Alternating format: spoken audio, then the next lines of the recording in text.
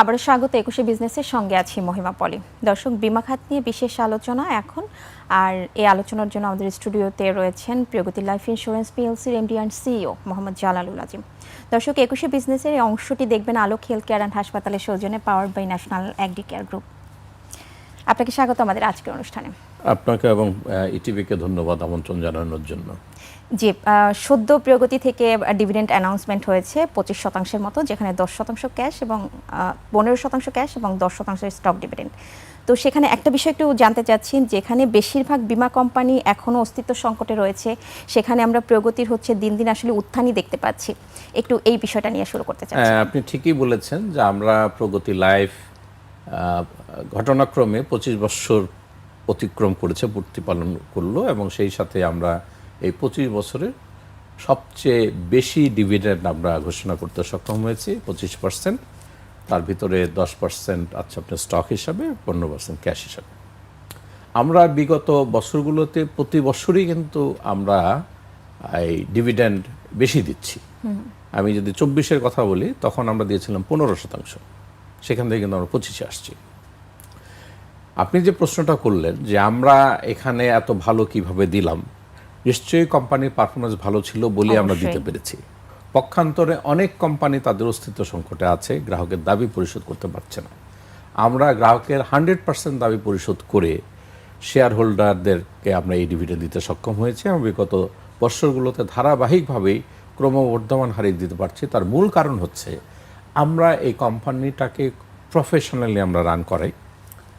100% compliance সরকারের তরফ থেকে, ইজার তরফ থেকে যে ধরনের নীতিমালা মেনে চলার কথা, আমরা সবগুলো 100% মেনে চলি, যার ফলেই আমরা কোম্পানির ভিত্তি অনেক শক্ত করে ফেলেছি। আমাদের প্রতি বছরে প্রিমিয়াম যেরকম বাড়ছে, পাশাপাশি আমাদের যে বিনিয়োগের ইনভেস্টমেন্ট রিটার্ন, সেটাও প্রতি বছর বাড়ছে। ফলশ্রুতিতে আমরা যে সারপ্লাসটা হয় লাইফ ইন্স্যুরেন্স কোম্পানিতে, অর্থাৎ আমাদের যে সম্পদ এবং আমাদের যা আয়, সেখান থেকে আমরা যে দায় থাকে গ্রাহকদের, সেটা মাইনাস করার পরে যেটা থাকে, আর সেটাকে আমরা সারপ্লাস বলি। সারপ্লাসের 10% ডিভিডেন্ড দিতে হয়, 90% গ্রাহককে বোনাস আকারে দিতে হয়। তো যেহেতু কোম্পানি খুব প্রফেশনালি রান করে, প্রফেশনাল ম্যানেজমেন্ট দ্বারা, এবং অত্যন্ত এই বাংলাদেশের অনেক বড় বড় ব্যবসায়ী যারা এক নামে পরিচিত, তারা আমাদের পরিচালনা পর্ষদে আছেন। জি, আরেকটা বিষয় নিয়ে যদি একটু কথা বলি, যে একটু পুঁজিবাজার নিয়ে আসবো। আমরা দেখি যে প্রতি বছরই এই যে ইন্স্যুরেন্স সেক্টরের একটা র্যালি কিন্তু প্রতি বছরই একটু থাকে, কিছুদিন হলেও এটা একটা থাকে। এবং এবছরের কথা যদি বলি, এবছরও কিন্তু পুঁজিবাজারের এই মুহূর্তে ইন্স্যুরেন্স সেক্টরের অবস্থানটা একটু ভালোই দেখতে পাচ্ছি, মোটামুটি একটা মুভমেন্টে কিন্তু আছে। যেখানে এর আগে যখন আপনার সাথে আমার এই জায়গাতেই অনেকবার কথা হয়েছে, আমরা বরাবরই বলেছি যে ইন্স্যুরেন্স সেক্টরটা আসলে গ্রাহকদের আস্থার সংকটে ভুগছে, গ্রাহকদের দাবি মেটাতে পারছে না, এখনও পর্যন্ত গ্রাহকদের দোরগোড়ায় পৌঁছতে পারেনি। সেখানে এই সেক্টরটা আসলে পুঁজিবাজারে এই যে প্রতি বছরই একটা র্যালি যেটা বলছিলাম, এটা কেন? না, যেটা হয় বাংলাদেশের পুঁজি বাজারটা আসলে ঠিক কিভাবে চলে, এটা আমি অনেক সময় বুঝতে পারি না, প্রফেশনাল হওয়া সত্ত্বেও। এমনকি আপনি যদি আমাকেও প্রশ্ন করেন যে আমাদের কোম্পানির যে প্রাইসিং আমি যেটা দেখি প্রতি বছরই একটা লেভেল পর্যন্ত নিচে নেমে যায়, আবার একটা পর্যায়ে অনেক বেশি হয়। তো সেটা অনেক সময় যুক্তিসঙ্গত কারণ আমিও খুঁজে পাই না। যেমন এখন ডিভিডেন্ড ডিক্লেয়ার করেছি, ভালো, এখন বাড়ার কথা, হয়তো বাড়বে, কিন্তু অনেক সময় দেখা যায় যে বাড়ে, কিন্তু সেটার পিছনে তেমন কোনো যৌক্তিক কারণ আমি কোম্পানির এমডি হিসাবেও বুঝতে পারি না। আবার অনেক সময় কমে যায়, সেটার কারণটাও বোঝা যায় না। আমরা কিন্তু গত সরকারের আমলে আমরা দেখেছি 15টি প্রতিষ্ঠানকে শর্ট লিস্টেড করা হয়েছে তাদের আর্থিক অবস্থান দুর্বল থাকার কারণে, সেটাও দেখেছি।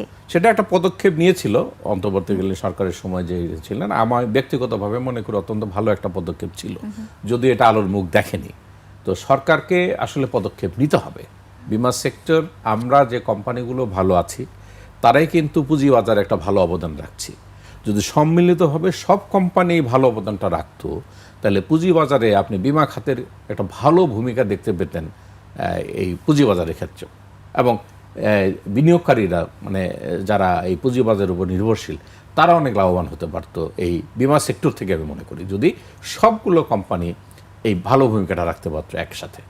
তো সেটার জন্য বেশ কিছু পদক্ষেপ গ্রহণের প্রয়োজন আছে সরকারের তরফ থেকে। আমরা আশা করি যে হয়তো সেটা করবে। আসবো একটু ইডরার কমিশন প্রসঙ্গে। সম্প্রতি ইডরার নতুন কমিশন অর্থাৎ নতুন চেয়ারম্যান নিয়োগ দেওয়া হয়েছে এবং এই ইডরার ইতিহাসে প্রথম নারী চেয়ারম্যান নিয়োগ দেওয়া হয়েছে মীর নাদিয়া নিভিনকে। তার জন্য অবশ্যই শুভকামনা থাকলো এবং জানতে চাইবো যে এই যে নতুন চেয়ারম্যান আসলো, তাহলে কি এই সেক্টরের প্রতি হচ্ছে মানুষের গ্রাহকদের একটা আস্থা পুনরুদ্ধারে সক্ষম হবে কতটা? আমিও নতুন চেয়ারম্যানকে স্বাগত জানাই এবং পাশাপাশি একজন মহিলা প্রথম চেয়ারম্যান আমাদের ইডরার, এবং আমি যতটুকু তার বায়োডাটা পত্রিকায় দেখেছি উনি দেশে বিদেশে লেখাপড়া করা এবং তার কাজের অভিজ্ঞতা রয়েছে, এবং আমরা আশা করি যে উনি একটা ভালো ভূমিকা হয়তো রাখতে পারবেন। পাশাপাশি এটা ডিপেন্ড করে, আমি মনে করি যে যেহেতু উনি এই সেক্টরে নতুন, যদি এই সেক্টরটা সম্পর্কে উনি প্রথমে একটু স্টাডি করেন, এই সেক্টরের কি কি চ্যালেঞ্জ রয়েছে এটা যদি উনি ভালোভাবে বোঝার চেষ্টা করেন, পরবর্তীতে স্টেক হোল্ডারদেরকে সাথে নিয়ে যদি এই সেক্টরটাকে ভালো করার জন্য, এই সেক্টরটাকে ডেভেলপ করার জন্য যে পদক্ষেপ নেওয়া দরকার সেই পদক্ষেপগুলো যদি উনি নিতে পারেন, তাহলে সম্ভব যে বিমা সেক্টরটা বাংলাদেশে সত্যিকারেই অত্যন্ত সম্ভাবনাময় একটা খাত, সেই খাতের পুরোপুরি সম্ভাবনাকে উনি কাজে লাগাতে পারবেন যদি এই পদক্ষেপগুলি উনি গ্রহণ করেন। অনেকদিন যেখানে হচ্ছে আপনিও এই সেক্টরের সাথে জড়িত আছেন, আপনি কাজ করছেন এবং ভালো একটা হচ্ছে জায়গায় হোল্ড করছেন, তো সেখানে একটু জানতে চাইবো যে অবশ্যই চ্যালেঞ্জ সম্পর্কে আপনাদেরও কিছু ধারণা আছে, তো কি কি চ্যালেঞ্জ আসলে ফেস করতে হতে পারে? চ্যালেঞ্জ তো ফেস করতেই হবে, হতে পারে না, করতেই হবে। তার প্রথম হচ্ছে ইমেজ সংকট, তারপর হচ্ছে আপনার গ্রাহকদের যে দাবি পরিশোধটা করা হচ্ছে না, বড় অঙ্কের প্রায় 10 লক্ষর উপরে গ্রাহক টাকা পাচ্ছে না, প্রায় 4,500 কোটি টাকার মতো। এবং গত ইডরা যে পদক্ষেপ নিয়েছিলেন 15টা কোম্পানিকে একীভূত করে একটা ব্যবস্থা গ্রহণ করার জন্য, তো এই চ্যালেঞ্জগুলো কিন্তু রয়েছে। পাশাপাশি অনেকগুলো ইন্স্যুরেন্স কোম্পানি, বাংলাদেশের মার্কেট অনুসারে আদৌ এতগুলো কোম্পানির প্রয়োজন আছে কিনা, যদি না থাকে তাহলে কিভাবে এগুলোকে মার্জার বা সংকুচিত করা, তো এগুলো কিন্তু বড় ধরনের চ্যালেঞ্জ। আবার এই কোম্পানিগুলো রান করার জন্য যে ধরনের পেশাজীবী দরকার, সেই পেশাজীবীরও যথেষ্ট অভাব রয়েছে। কাজে সেই পেশাজীবী কীভাবে তৈরি করা যাবে, কারণ এটা ওভার দি নাইট করা সম্ভব না, একজন পেশাজীবী তৈরি করতে সময় লাগে, কিন্তু এর জন্য একটা দীর্ঘমেয়াদী, মধ্যমেয়াদী, স্বল্পমেয়াদী পরিকল্পনা থাকতে হবে। পাশাপাশি আমরা বিগত সময় একটা দেখেছিলাম 2014 সালে অত্যন্ত ভালো একটা পদক্ষেপ ছিল যে জাতীয় বীমা নীতি, যদিও তার পুরোপুরি বাস্তবায়িত হয়নি, তো জাতীয় বীমা নীতি আবার নতুনভাবে করতে পারেন ওনারা, করে প্রকৃত পক্ষে কিভাবে এই টাইম ফ্রেমের ভিতরে বাস্তবায়ন করা যায়, তাহলে আমার মনে হয় যে এই পরিকল্পনাগুলো নিয়ে যদি কাজ করা যায় তাহলে সম্ভব। কিন্তু সবগুলোই কিন্তু একসাথে করা যাবে না, সেক্ষেত্রে আসলে প্রায়োরিটি লেভেলটা আসলে কোন দিকে আগে? এই বীমা নীতিটা যদি প্রণয়ন করা যায় সেখানেই প্রায়োরিটি থাকবে, যে প্রায়োরিটিগুলো ফার্স্ট প্রায়োরিটিতে আপনি শর্ট টার্মে করবেন, তারপরে মধ্যমেয়াদী করবেন, আর কিছু করবেন লং টার্মে আর কি। তো এই তিনটা স্বল্পমেয়াদী, মধ্যমেয়াদী, দীর্ঘমেয়াদী পরিকল্পনাগুলো করতে হবে, বিভিন্ন স্টেক হোল্ডারকে সাথে নিতে হবে এবং সম্মিলিতভাবে কাজ করতে হবে, তাহলে সম্ভব। কিন্তু এককভাবে যদি কেউ মনে করে যে না আমরা করবো, এটা সম্ভব না। একটা কোম্পানি যদি চায় পারবে না, কারণ একটা কোম্পানি ধরেন আমাদের এখানে 82টা কোম্পানির একটা অংশ, কাজে একটা কোম্পানি স্রোতের বাইরে গিয়েও কিছু করতে পারবে না। সো 82টা কোম্পানিকে একভাবে সিদ্ধান্ত নিতে হবে, এর ভিতরে লাইফ আর নন লাইফ আছে, আমরা লাইফ হয়তো 36টা কোম্পানি একই ধরনের সিদ্ধান্ত নিতে হবে। আমাদের রেগুলেটরকে শুধু রেগুলেশনস না, ডেভেলপমেন্ট, তাদের নাম হচ্ছে insurance development and regulatory authority, পাশাপাশি কিভাবে বিমা খাতকে আরও ডেভেলপ করা যেতে পারে সেই চিন্তা হতে হবে। আমাদের নতুন নতুন পলিসি আনতে হবে, মানুষের সময়ের সাথে পরিবর্তিত চাহিদা পরিবর্তন হচ্ছে, সেই চাহিদা পূরণ করার জন্য বিমা পরিকল্পগুলো আনতে হবে। আমাদের বিমা পরিকল্প তৈরি করতে গেলে অ্যাকচুয়ারি লাগে, বাংলাদেশে অ্যাকচুয়ারির যথেষ্ট অভাব আছে, কিভাবে আরো অ্যাকচুয়ারি তৈরি করা যায় সেই চিন্তাগুলো করতে হবে। কিন্তু কিছুক্ষণ আগে বলছিলেন যে আসলে আমাদের দেশে যে 82টা বীমা কোম্পানি রয়েছে, যদি পার্শ্ববর্তী দেশে তাদের হচ্ছে এই সেক্টরটা অনেক বেশি ডেভেলপ, তো সেখানে তাদের এত কম, কিন্তু আর আমাদের দেশে এত বেশি, তো এই জায়গাটাতে আসলে কোনো সংস্কার বা অবশ্যই আমি মনে করি একটা সংস্কার কার্যক্রম অবশ্যই সরকারকে নিতে হবে, যাতে আমি ব্যক্তিগতভাবে এবং খুব জোরালোভাবে বলি যে এত কোম্পানি কোনো প্রয়োজন নেই, সংখ্যাগুলো কমিয়ে আনতে হবে। কমিয়ে আনার জন্য বিভিন্ন ধরনের পদক্ষেপগুলো সরকারকে গ্রহণ করতে হবে, কারণ কোনো মালিক পক্ষ স্বপ্রণোদিতভাবে করবে না। তারা চালাতে পারছে না, তারা গ্রাহকের টাকা দিতে পারছে না, কিন্তু তারপরেও তারা কিন্তু কোম্পানি বন্ধ করছে না বা মার্জারে যাচ্ছে না। এই জন্য সরকারের তরফ থেকে একটা চাপ থাকতে হবে এবং যে প্রিন্সিপাল নিয়ে চলা উচিত আমাদের নিয়ন্ত্রণ কর্তৃপক্ষের, আমি মনে করি যে দুষ্টের দমন শিষ্টের পালন, জি, এবং প্রয়োজন বোধে খুব কঠোর কিছু পদক্ষেপ নিতে হবে। আরও আলোচনায় ফিরবো এই বিষয় নিয়ে, তার আগে একটি বিরতি নিয়ে আসছে। দর্শক, নিচ্ছে একটা ছোট্ট বিরতি, ফিরছি একটু পরেই, সঙ্গেই থাকুন। আবারও স্বাগত 21 বিজনেসের সঙ্গে আছি মহিমা পলে। দর্শক, বিরতির আগে বীমা খাত নিয়ে কথা বলছিলাম প্রগতি লাইফ ইন্স্যুরেন্স পিএলসির MD and CEO Mohammad Jalalul আজিমের সঙ্গে। প্রিয় দর্শক, 21 বিজনেসের এই অংশটি দেখছেন আলোক হেলথ কেয়ার অ্যান্ড হাসপাতালের সৌজন্যে, powered by national agri care group. আমরা আবারও তার সঙ্গে আলোচনায় ফিরছি। বিরতির আগে যদিও বেশ কিছু বিষয় নিয়ে কথা বলছিলাম, একটু বাজেট প্রসঙ্গ নিয়ে কথা বলতে চাই। যেহেতু সদ্য বাজেট পেশ হলো, এবং বাজেটে বীমা খাত প্রত্যাশা এবং প্রাপ্তির মেলবন্ধন কতটা হলো? দেখুন, বীমা খাত অত্যন্ত সম্ভাবনাময় খাত হওয়া সত্ত্বেও এটা অত্যন্ত অবহেলিত একটা খাত, এবং এটা শুরু থেকেই চলে আসছে। আমরা আশা করেছিলাম প্রতি বছরই আমরা বাজেট পূর্ব মিটিংয়ে, এনবিআর যে মিটিংগুলো করে, আমরা কিছু দাবি দাওয়া পেশ করি। খুব বেশি দাবি দেওয়া না, 5 থেকে 6টা দাবি দেওয়া ছিল সবসময়, কিন্তু আজ পর্যন্ত এই দাবিটা পূরণ হয়নি। এবছর বাজেটে আপনি কৃষি বিমার কথা জানতে পারবেন, এটা একটা আশার কথা, যেটা অত্যন্ত প্রয়োজন বাংলাদেশের জন্য কৃষি বিমাটা, কিন্তু সেখানেও বিস্তারিত কিছু নেই। এই কথাটা বলা আছে বাজেটে যে ঠিক আছে কৃষি বিমা গ্রহণ করবেন সরকার। আর আরেকটা কথা বাজেটে নেই, বা কিন্তু মাননীয় প্রধানমন্ত্রী কোনো একটা টেলিভিশন বক্তব্যে আমি শুনেছি, উনি বলেছেন স্বাস্থ্য বিমার কথা। জি, যেহেতু এবছর এই খাতটাতে বেড়েছে, ওনারা বরাদ্দ বেড়েছে, অনেক বাজেট বরাদ্দ করেছেন, হেলথ কার্ড দিবেন, এই ধরনের আমরা শুনতে পাচ্ছি। তো কিন্তু বাজেটে এটা তেমন কোনো স্পেসিফিক কিছু নেই স্বাস্থ্য বিমা সম্পর্কে, মাননীয় প্রধানমন্ত্রী যদিও বলেছেন। তো যার ফলে আমাদের প্রত্যাশার সাথে প্রাপ্তির বড় ধরনের একটা গ্যাপ আছে। জি, আমরা মনে করি বাজেটে এই বিমা খাতে অনেক কিছু থাকতে পারত।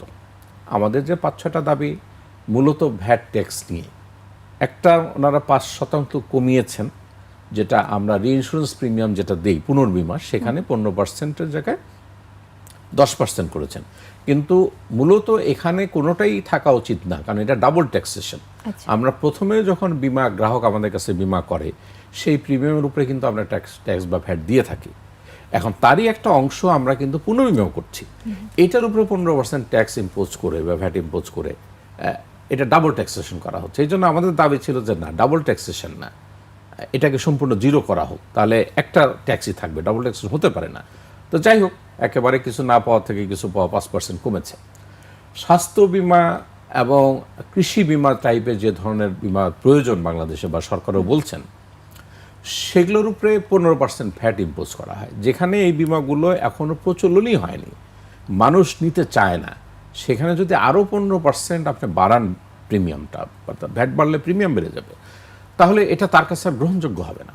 যে সরকার এই যে স্বাস্থ্য বিমার কথা বলছেন, সেখানে যদি ভ্যাটটা বাদ না দেওয়া হয় অন্তত প্রথম কয়েক বছর, তাহলে কিন্তু এটা সেইভাবে মানুষের কাছে গ্রহণযোগ্য হবে না।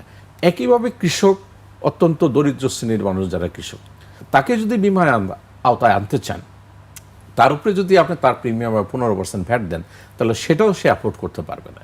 তো এই জন্য আমি মনে করি যে বাংলাদেশের এই বাজেটে বিমা খাতের উন্নয়নের জন্য যা যা করা দরকার ছিল, আসলে আমরা কিছুই পাইনি। জি, স্বাস্থ্য বিমা খাত নিয়ে যেহেতু প্রধানমন্ত্রী কথা বলেছেন, যেখানে আমি একটু যদি বলি যে বিশ্বের উন্নত দেশগুলোতে বা অন্যান্য দেশগুলোতে যদি বলি যে সেখানে স্বাস্থ্য বিমাটা আসলে ম্যান্ডেটরি একটা বিষয়, প্রচুর প্রচলিত একটা বিষয়। তো সেই জায়গাটাতে আসলে আপনি কিছুক্ষণ আগেই বলছিলেন যেখানে এখনো পর্যন্ত গ্রাহকরা নিতে চায় না, তো সেখানে কি আসলে সাধারণ গ্রাহকদের মধ্যে অ্যাওয়ারনেসটা বাড়ানোর জন্য আপনাদের কোনো করণীয় বা কোনো ধরনের পদক্ষেপ আছে কিনা সেই জায়গাতে? আমরা এই মুহূর্তে বাংলাদেশে আমরা বিমা কোম্পানিগুলোর যদি একক স্বাস্থ্য বিমার কথা বলেন, কোনো কোম্পানির কাছে খুব ভালো একক স্বাস্থ্য বিমা নাই। অতি সম্প্রতি আমরা অনুমোদন পেয়েছি একটা পূর্ণাঙ্গ স্বাস্থ্য বিমা, যেটা আমরা বাজারজাত শুরু করব হয়তো জুলাই মাস থেকে। তখন আমরা একটা বড় ধরনের এই অ্যাওয়ারনেস প্রোগ্রামটা আমরা নিব, যাতে গ্রাহকের মাঝে আমরা আনতে পারি। কিন্তু সরকার যে পদক্ষেপটা নিচ্ছে, এইটা ইউনিভার্সাল হেলথ সার্ভিস, অর্থাৎ বাংলাদেশের সর্বস্তরের জনগণের যাতে স্বাস্থ্য সুবিধাটা পান, এইটাকে একটা স্বাস্থ্য বিমার মাধ্যমে কিন্তু করা সম্ভব। সরকার এককভাবে লোড না নিয়ে অনেক সরকারের বাজেটের উপরে বার্ডেন আমি মনে করি 10 থেকে 15 গুণ কমিয়ে যদি বিমার মাধ্যমে এই স্বাস্থ্য সুবিধাটা দেওয়া যায়, তাহলে জনগণ যেরকম স্বাস্থ্য সুবিধা পাবে বিদেশের মতো, পাশাপাশি সরকারও কিন্তু এখানে অনেক ফাইন্যান্সিয়াল লোডটা বাজেটে কমে যাবে এবং এটার ম্যানেজমেন্ট অত্যন্ত প্রপার হবে। বিদেশে এইভাবেই হয়ে থাকে, কিন্তু এখানে কিভাবে নিচ্ছেন বা যতটুকু আমরা জানি, যদি ওইভাবে হয় তাহলে খুব একটা লাভ হবে না। কারণ এখনও প্র্যাকটিস বাংলাদেশে যে সরকারি হসপিটালগুলোতে চিকিৎসা ফ্রি হওয়ার কথা, যদিও সেইভাবে হয় না, ওষুধ কিনতে হয়, টেস্ট বাইরে থেকে করতে হয়। তো এইটাকে যদি আমি পার্শ্ববর্তী দেশের উদাহরণ দিতে পারি এবং উন্নত বিশ্বে যদি নাও যাই, সেখানেও কিন্তু দেখেন আপনি দরিদ্র পরিবারের জন্য স্বাস্থ্য বীমা যোজনা বলে একটা শব্দ তারা মানে একটা পরিকল্পনা নিয়েছে। এটা ইন্স্যুরেন্সের মাধ্যমে করে সরকার। সরকার বেশ কিছু হসপিটালকে, একটা ইন্স্যুরেন্স কোম্পানিকে এই দরিদ্র জনগণের একটা লিস্ট দিয়ে দেয়, প্রিমিয়াম সরকারের তরফ থেকে দেয় এবং তাদের বলে যে ওই পরিবারের 5 জন সদস্য পর্যন্ত বৎসরে 50,000 টাকা পর্যন্ত চিকিৎসা খরচ এই নির্ধারিত হসপিটালগুলোতে গিয়ে নিতে পারবে, তাদেরকে কোনো টাকা দিতে হবে না। তো এই যে কোঅর্ডিনেশন প্রোগ্রাম বিমা কোম্পানিগুলোকে সম্পৃক্ত করে দিচ্ছেন, এই ধরনের একটা পরিকল্পনা আমরা বিগত সরকারের সময় পেশ করেছিলাম। তো আমি মনে করি যে এই সরকারও যদি বিমাকে সম্পৃক্ত করে স্বাস্থ্য সুবিধাটা প্রদান করে, তাহলে গ্রাহকের যেরকম সাশ্রয় হবে, তাদের চিকিৎসা সুবিধার নিশ্চয়তা প্রদান করা যাবে, সরকারের বার্ডেনটাও কমে যাবে। একইভাবে আমি মনে করি যে সরকার আরেকটা খাতে হাত দিতে পারে, যেটা বিগত সরকার শুরু করেছিল, আবার এই সরকার হয়তো চালু করবে, সেটা হচ্ছে ইউনিভার্সাল পেনশন। অর্থাৎ সরকারি চাকরিজীবীরা পেনশন পান, কিন্তু আপনারা যারা প্রাইভেট সেক্টরে কাজ করি তাদের কিন্তু পেনশন নেই। সরকার তরফ থেকে 4টা পরিকল্প, এইটাও সরকার যে মেকানিজমে নিচ্ছে তাতে খুব বেশি সাকসেসফুল হওয়া যাবে না। আমি মনে করি বিদেশের মতো যদি আপনি ইন্স্যুরেন্স কোম্পানিগুলো সম্পৃক্ত করে তাদেরকে একটা পেনশনের বিপায় আনতেন, তাহলে তা একজন রিটায়ারমেন্টের পরে একজন প্রাইভেট সার্ভিস যে উনি কাজ করতে পারেন না, কিন্তু তার টাকার প্রয়োজন হবে, আজীবন উনি পেনশনের ব্যবস্থা করতে পারবেন। আমরা শেষের দিকে এসেছি, আমাদের আসলে শেষ করতে হবে। তো তার মানে হচ্ছে আমরা এটা বলতেই পারি যে আসলে এই সেক্টরের সম্প্রসারণের জন্য সরকার এবং বিমা কোম্পানিগুলো বা বিমা খাতের সাথে কর্ণধার যারা আছেন তাদের কম্বিনেশন যে পদক্ষেপগুলো সম্মিলিতভাবে কাজ করতে হবে এবং সরকারকে, নীতি নির্ধারকদেরকে বিমাটা মাথায় রাখতে হবে। জি, ধন্যবাদ আপনাকে আজকে আমাদেরকে সময় দেওয়ার জন্য। দর্শক, এতক্ষণ দেশের পুঁজিবাজার ও এতক্ষণ দেশের বিমা খাত নিয়ে কথা বলছিলাম প্রগতি লাইফ ইন্স্যুরেন্স পিএলসির MD and CEO Mohammad Jalalul আজিমের সঙ্গে। নিচ্ছি একটা বিরতি, 2টা 30 মিনিটে আবারও ফিরে আসবো 21শে বিজনেসে। দেখার আমন্ত্রণ রইল, 21-এর সঙ্গেই থাকুন।